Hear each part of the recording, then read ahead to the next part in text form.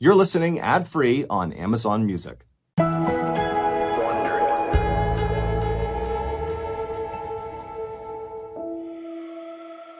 One summer afternoon, a French farmer stood at his kitchen door, watching in fear as his dog ran in manic circles around his barnyard. The normally gentle animal had gone insane. Every time the farmer tried to grab him by the collar, the dog snapped at him and then went back to running in its crazy circles. But suddenly, the dog stopped running. He sniffed at the ground, then bit down on a rock and chewed on it so hard his mouth started to bleed. Nothing the farmer did could get him to stop.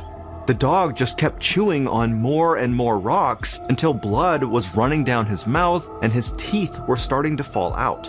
What the farmer couldn't know as he watched his beloved dog go crazy was that only 2 days later, he, the farmer, would be the one running around that same yard, screaming incoherently like a madman. It was an inexplicable horror that would spread throughout the entire village, and no one would know how to stop it.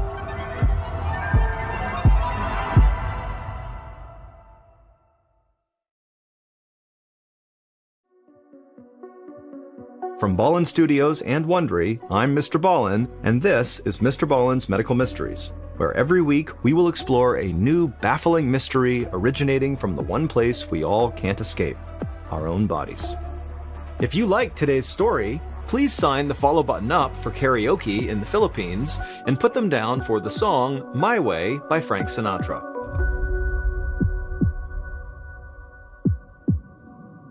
This week's story is called Tigers on the Ceiling.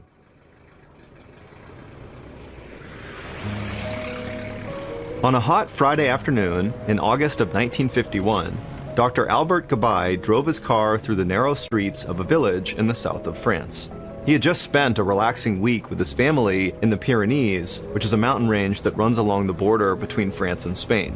His wife and 4 kids were still at their mountain cabin, enjoying their vacation, but Dr. Gabay had to reopen his office and return to work. Now, after a long drive, he was finally back in his hometown of Pont-Saint-Esprit. His route took him along a street that had been heavily bombed during World War II. He drove past gray stone buildings that stood next to piles of stone rubble. In the distance, he could see the Rhone River sparkling in the afternoon sun. He turned a corner and spotted his friend, the grocer, who stood in the doorway of his store greeting customers. Dr. Gabay waved hello through his car window and continued on his way. Further into town, he slowed to a stop so that the baker could carry sacks of flour across the street. Dr. Gabay loved this town, where he had lived his entire life. Pont-Saint-Esprit was small enough that there were only 2 other doctors besides him who worked there. It was a friendly place where everyone seemed to know each other. Not long ago, Dr. Gabay had wondered if he'd be forced to leave Pont-Saint-Esprit. During World War II, the village was occupied by the German army. Then Allied forces sent in warplanes to bomb the German troops. It was a terrifying ordeal, and the recovery had been slow, but the doctor was optimistic that the village would one day be fully restored to its former glory. The sun was low in the sky when Dr. Gabay turned into a small courtyard and parked his car. His home and medical office shared a stone building in the center of the village. As he carried his suitcase towards the front door, Dr. Gabay was looking forward to eating a simple dinner and getting to bed early. But when he opened the door, his housekeeper, who had arrived earlier to tidy up, rushed to greet him with a concerned look on her face. Before she could say anything, Dr. Gabay stopped in surprise. The waiting room of his first-floor office was jammed full of people. The small room had a dozen wood chairs pushed up against the walls, and every seat was filled. Old men leaned their heads back against the wall with their eyes closed. Some mothers held children in their laps, and other children were sprawled on the floor. Dr. Gabay recognized one entire family. Everyone looked clammy and pale. He took a breath and frowned. The room had a sharp and unpleasant odor. His housekeeper explained that over the last few hours, sick people kept showing up asking to see him.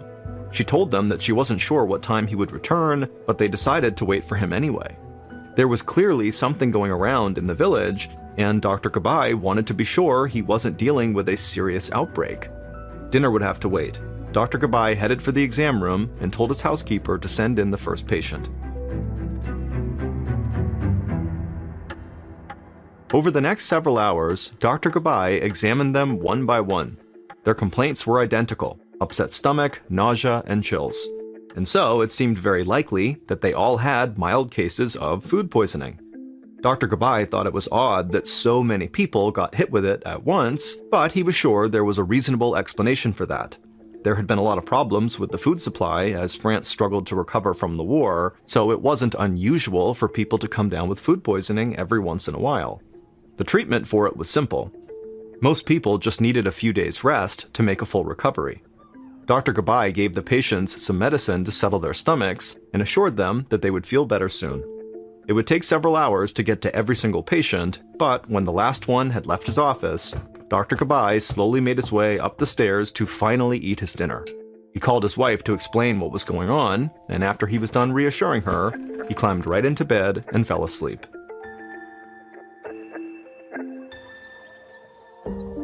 At 11 o'clock the next morning, Dr. Gabai was standing in the kitchen of a farmhouse with the family who lived there. Half of the family had been sick in his waiting room the evening before.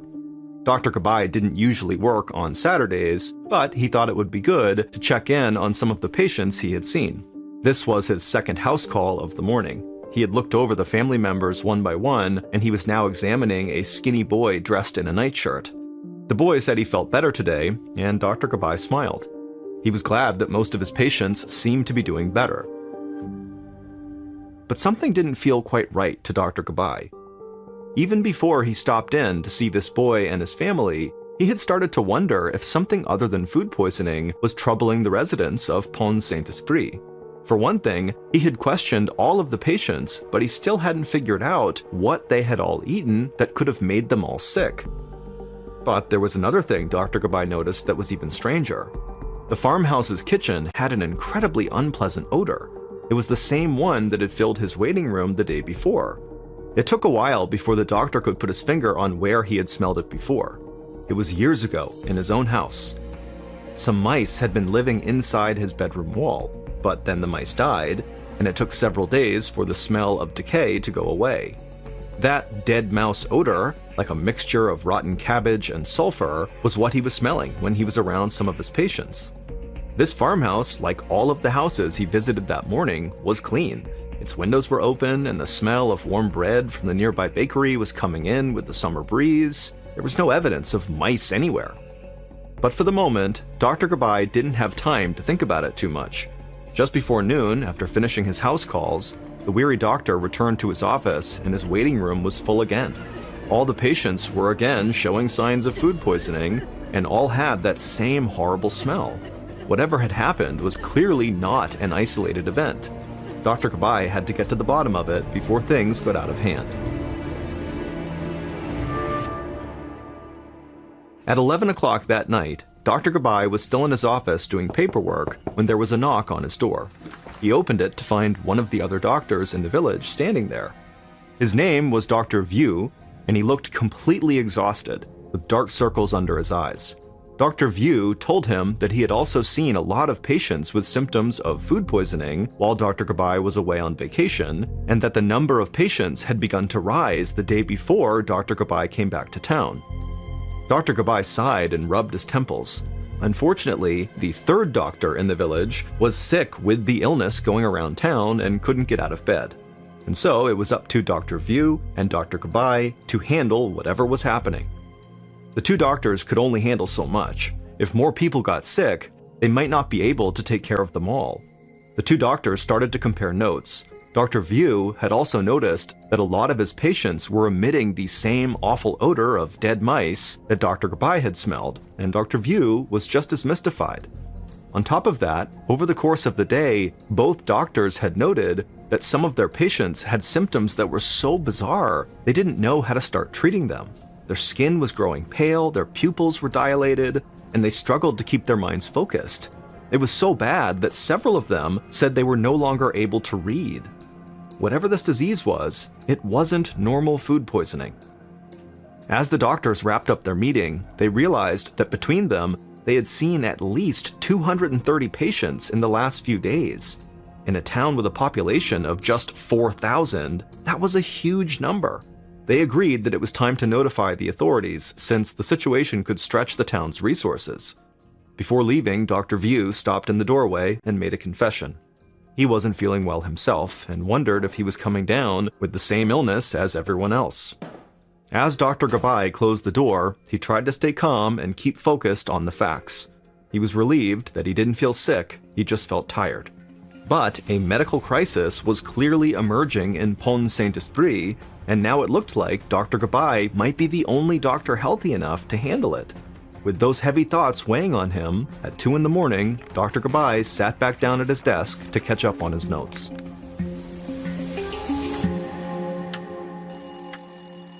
Not long after, the phone rang. It was the wife of a local farmer named Felix Meissen. Dr. Gabai had made a visit to their home earlier on Saturday when he was making house calls. Felix's condition seemed to be improving, but now he could hear panic in the voice of Felix's wife. She said that Felix could hardly breathe or talk, and that he was acting like a madman. Within minutes, Dr. Gabai was in his car, speeding through dark country roads towards the farmhouse. Felix's wife met him at the door. She said that shortly after Dr. Gabai left their house on Saturday, Felix suddenly jumped up out of bed and ran out into the yard. Then he burst back in and rolled back and forth on his bed, screaming at the top of his lungs. Now, 12 hours later, he was curled up in a ball on the mattress, struggling to breathe. Dr. Gabai went immediately to the bedside to examine him. Felix was lying motionless, his breathing loud and ragged. He seemed barely conscious and didn't respond when Dr. Gabai spoke to him. His pupils were dilated and his temperature was low. Dr. Gabai worried that Felix's heart was going to give out if he didn't get treatment as soon as possible. The closest hospital that could handle this kind of emergency was an hour's drive south in a city called Nîmes. Dr. Gabai called for an ambulance and then tended to Felix while they waited for it to arrive. The doctor was grasping for any clue he could find, so he asked Felix's wife what they had eaten in the past few days. Just what they always ate, she said, summer stew, bread, cheese, and wine. But then she recalled that something terrible had happened at their house 2 days ago. They found their dog running in circles outside. Before they knew it, the dog was chewing on rocks until blood began pouring out of its mouth. Minutes later, their beloved pet went into convulsions and died. Dr. Gabai thought it was very possible that the dog's death was connected to the same illness that Felix and the others were all suffering from. If that was the case, the situation was even more serious than he thought. If the dog died, then people could die as well. The leaders of Pont Saint-Esprit needed to be alerted to the danger as soon as possible.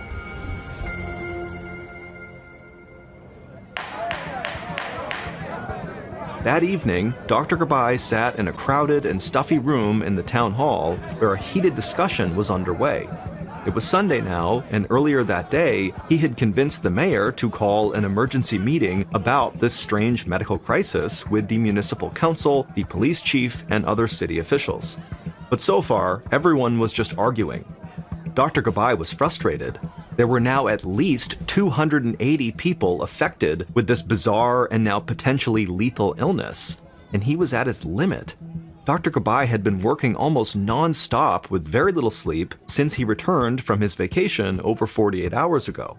His eyes burned with fatigue and his temper rose, so he stood up and made sure his voice was strong, and he told everyone they needed to alert the town to the danger. The mayor placed a hand on his shoulder. He was just as concerned as Dr. Gabai, but scientists and medical experts from nearby universities had been summoned to study the problem, and the remains of Felix Meissen's dog would be sent to the lab to be analyzed. The mayor felt the best course was to gather that data and then figure out what to tell the townspeople. Anything else would make everyone more panicked. Dr. Gabai grew even more impatient. He insisted that their analysis would take too much time. The danger was already here, and people needed to be warned now so they could protect themselves. But the mayor held his ground. What would they warn people about exactly? They still didn't even know what was causing the trouble. At this point, the mayor thought the so-called crisis consisted of a dead dog and multiple people with a stomach flu, and there was no proof that the two were even related. But there was one precaution that the mayor did want to take right away. Before adjourning the meeting, the mayor turned to the police chief. Given the number of people afflicted with the illness, they couldn't rule out the possibility that someone was deliberately poisoning the village. The police chief agreed to launch a criminal investigation right away, but he would need assistance from law enforcement officials in neighboring cities. The meeting ended at 1 a.m., and Dr. Gabay started walking home, exhausted and frustrated. A criminal investigation seemed like a total waste of time to him. After all, why would anyone be launching such a vicious attack on their tiny and somewhat insignificant town? But then, the more he thought about it, the doctor supposed that a criminal motive could not really be ruled out. All he knew was that he needed to get home and sleep if he was going to be of any help to his patients the next day. But just as he entered the courtyard in front of his home, he heard high-pitched shrieks coming from the nearby grocery store. Dr. Gabay ran down the street to the store and pounded on the door. The grocer's wife was relieved to see him and brought him up the stairs to the family's apartment and into her daughter's room. There, on her bed, 5-year-old Marie Joseph Carl was writhing in agony. Her arms and legs were jerking, her fingers and toes clenched so tightly that they were white and bloodless. The doctor hurried to the child's side and tried to pry her toes open. In their rigid position, it was impossible for blood to flow properly, and her feet could be permanently damaged. Suddenly, Marie Joseph sat upright, her eyes wide with terror. She pointed at the air in front of her and screamed that tigers were coming to eat her. Dr. Gabay enlisted the mother's help to restrain the child, and then he gave Marie Joseph a shot of a sedative that he hoped would calm her down. The doctor rubbed his eyes and told the weeping mother that Marie Joseph had to be treated in a hospital and that he needed to call an ambulance. Dr. Gabay then walked down the hallway towards the kitchen where the phone was located, but as he stepped past the parents' bedroom, he stopped. There, inside the room, was the grocer, Mr. Carl, sitting up on his elbows in bed as he stared out the window. The doctor was confused as to why Mr. Carl wasn't tending to his daughter. The grocer seemed strangely preoccupied and disturbed. When Dr. Gabay stepped closer to him, he realized the grocer wasn't staring out the window, he was just staring at it. As if in a trance, Mr. Carl held up his finger and softly counted the 6 panes embedded in the window. He repeated the numbers over and over and over again. Dr. Gabay sniffed the air and detected that familiar smell of dead mice. It could only mean one thing, that Mr. Carl had fallen ill as well. After making sure Mr. Carl was comfortable, Dr. Gabay returned to Marie Joseph's bedroom. He expected her to be groggy from the sedative, maybe even asleep. Instead, he found the child alert and happy, as if she had been fully cured. The child looked at the doctor and smiled and told him that the tigers must have been a dream. The doctor checked her temperature and her pulse. She was totally back to normal. Instead of putting Marie Joseph to sleep, the sedative appeared to have completely cured her. Dr. Gabay shook his head. None of this made any sense. He decided to hold off calling the ambulance, thinking Marie Joseph could now fully recover at home. It was nearly dawn when Dr. Gabay said goodnight to the Carl family and staggered back to his house. As he opened his door, the phone was ringing. It was the hospital in Nîmes. Felix Meissen, the farmer, was dead. Whatever illness was attacking the town of Pont-Saint-Esprit, it was fatal. This had officially turned into a full-blown medical catastrophe.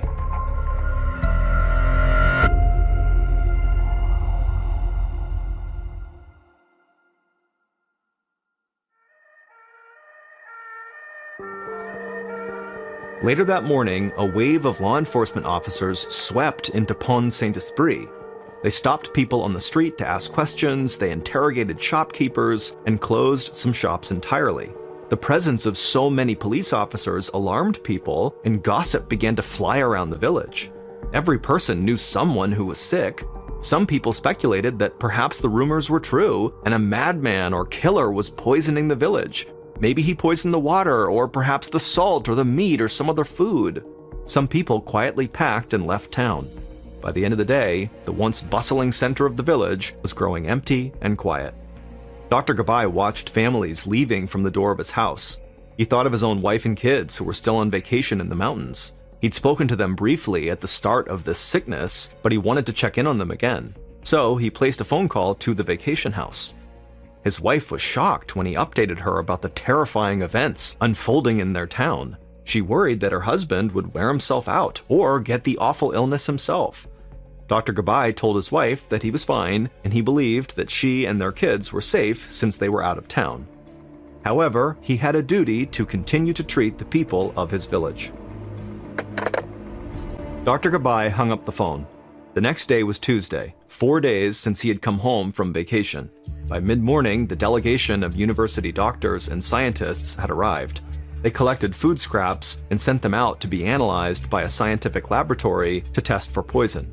And then they ordered an autopsy to be performed on Felix Meissen. Dr. Gabay tried to reassure his patients that they'd have answers soon. But in private, he worried about how long it was taking.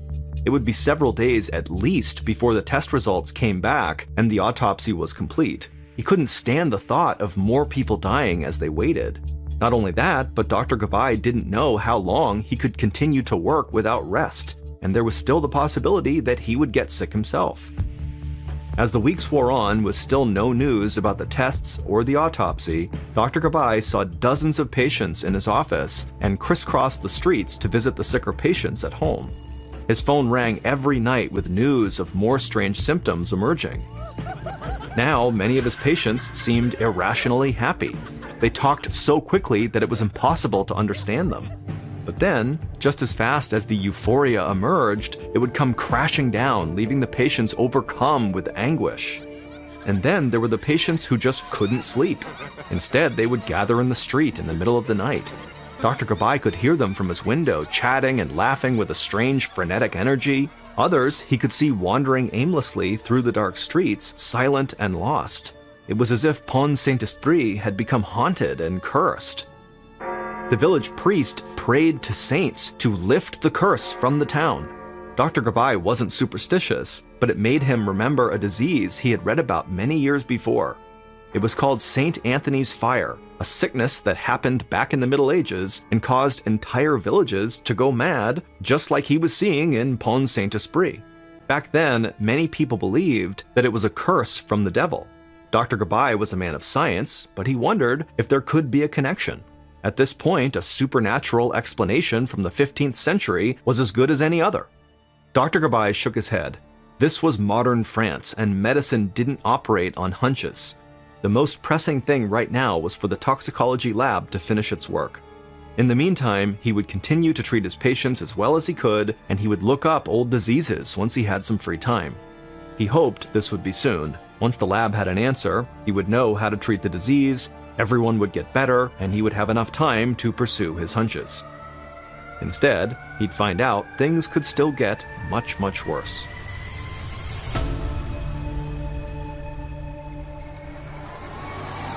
It was Friday evening, just 1 week since Dr. Gabay had returned from his vacation. He was in his car following an ambulance that carried little Marie Joseph Carl. Her delirious visions of tigers had returned, and she had become so violent that her mother had to tie her to the bed.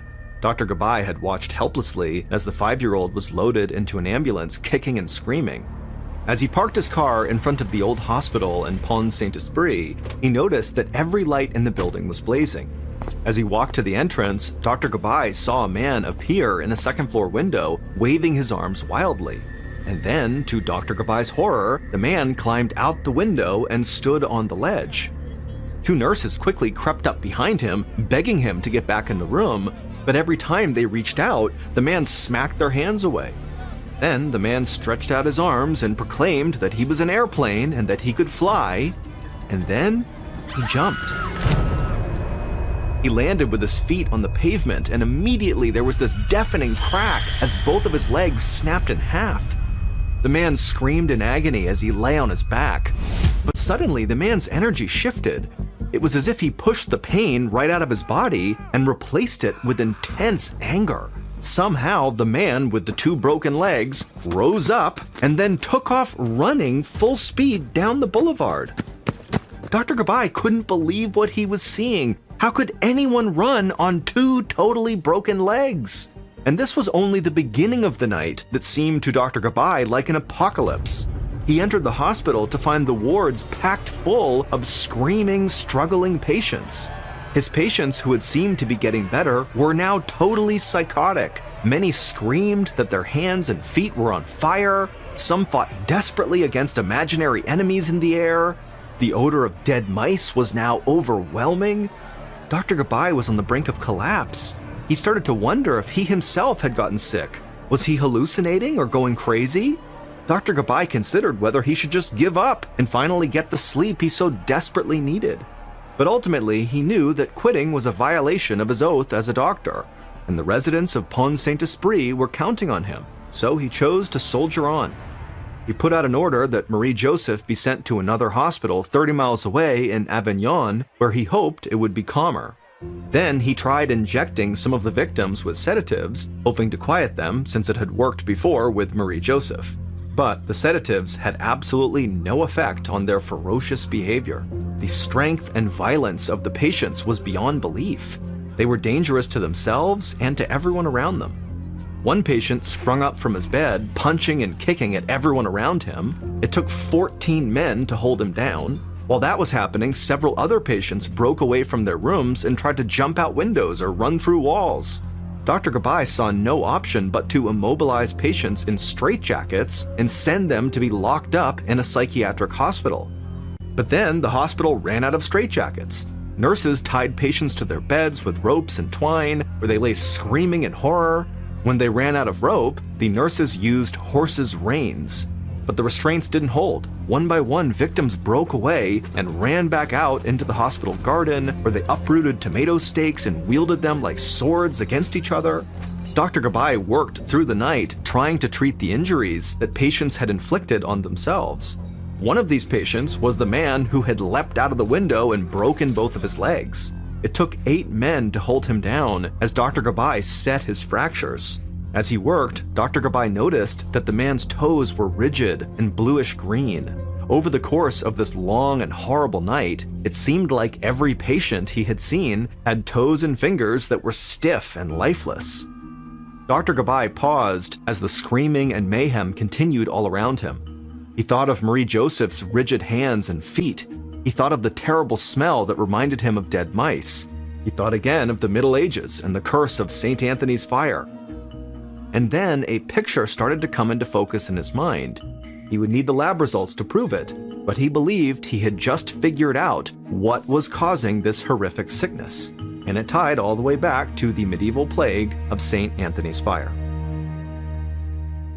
It took several days for Dr. Gabay and the medical investigators to fully uncover the truth, but they discovered that it had all started in an unassuming shop in the center of Pont Saint-Esprit.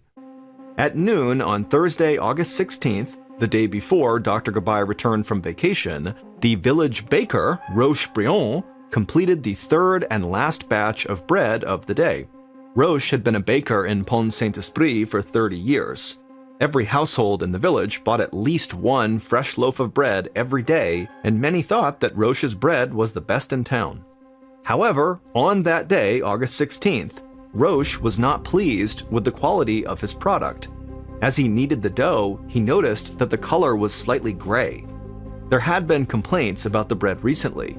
He blamed the flour, which had been delivered to him by the government agency that supplied flour to bakeries all over France. Ever since the war, the flour had been of bad quality. It was usually wheat flour mixed with flour made from rye grain and dried beans. Sometimes it even contained dust and insects. That day he was making the bread, the baker knew that the dough just seemed a little off. Still, every time he tasted it, he thought it tasted fine. So he baked the bread, put it out for sale, and decided he'd lodge a protest with the flour suppliers the next morning. All day Thursday, people streamed into his shop for their bread, and again all day Friday and Saturday. Before dawn on Sunday, Roche and his wife were feeling a little nauseous, but they decided to take an overnight trip to see their kids who were spending the summer out of town. When Roche and his wife returned to Pont Saint-Esprit on Monday, the epidemic was in full swing, his bakery had been closed by the police, and Roche's wife was now so ill that she went straight to bed. When the police concluded their investigations, they confirmed that everyone who got sick had bought bread from Roche's bakery. What Roche didn't know was that a portion of the rye grain that was used by the government to dilute the flour was bad. It had gotten damp in the field and a fungus had grown on it. That fungus had been ground up with the rest of the grain as it was turned into flour.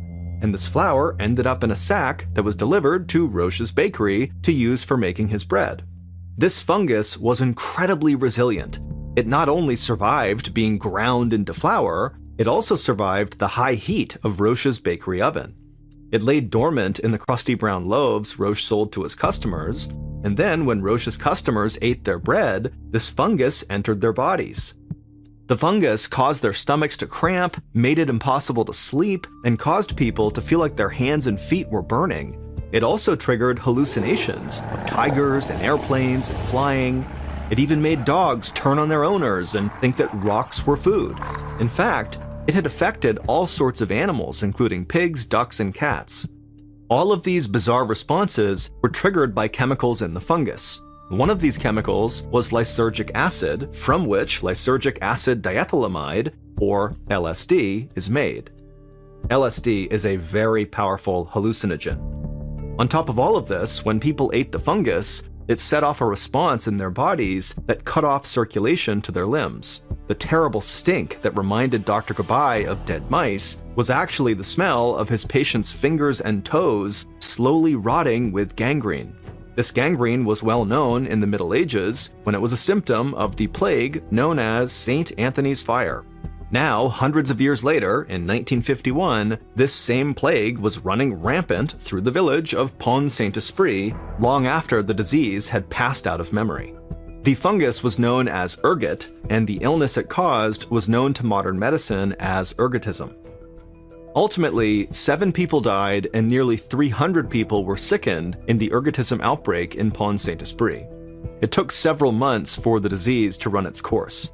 Most patients slowly got better and were able to resume their normal lives. The baker, Roche, was at first suspected of intentionally poisoning the village, but was later found to be blameless. The memory of the 1951 poisoning still haunts the village. The official investigations went on for years. Finally, it was agreed that the people of Pont Saint-Esprit had indeed been under the influence of some kind of hallucinatory substance contained in the flour. How the substance got into the flour remains under debate to this day.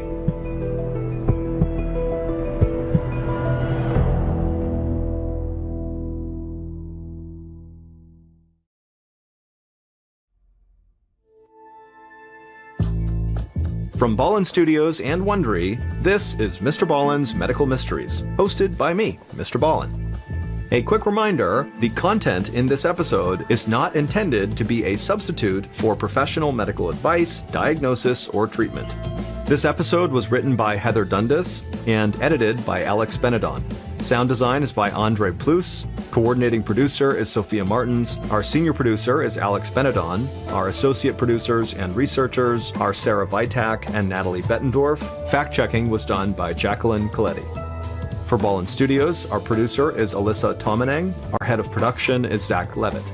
Executive producers are myself, Mr. Ballen, and Nick Witters. For Wondery, senior managing producer is Ryan Lohr. Our head of sound is Marcelino Villalpando. Our producer is Julie Magruder. Senior producers are Loredana Polivoda, Dave Schilling, and Matt Olmos. Our executive producers are Aaron O'Flaherty and Marshall Louie for Wondery.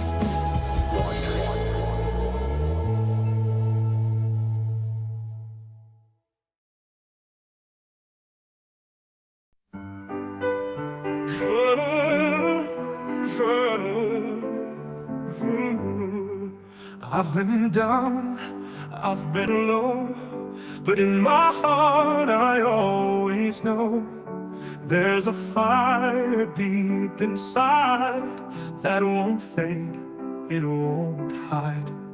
The winds may blow, the skies may fall, but I'll stand tall through it all. No fear, no doubt can take my flame. I'll rise above, I'll play the game. I will rise again from the ashes, through the pain and all the crashes. Every tear, every scar's made me who I truly are. I will rise again like the morning sun. A brand new day, a battle won. I'll break these chains, I'll spread my wings and rise again through everything. The road is rough, The night is long, but I've grown wise, I've become strong. No mountain high, no river wide can hold me back, can stop my stride. The storms may come, the winds may scream, but I'll keep chasing every dream. With every fall I learn to fight, and in the dark I'll find the light. I will rise again from the ashes, through the pain and all the crashes. Every tear, every scar's made me who I truly are.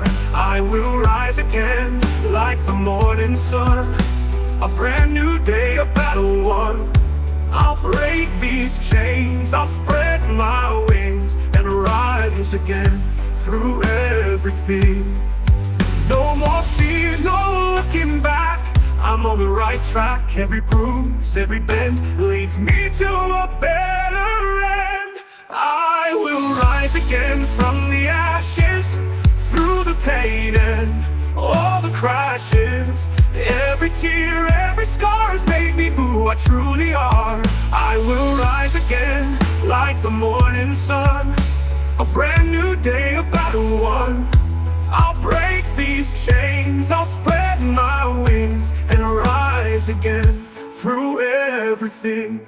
I'll rise again, I'll rise again through every fall. I'll rise again.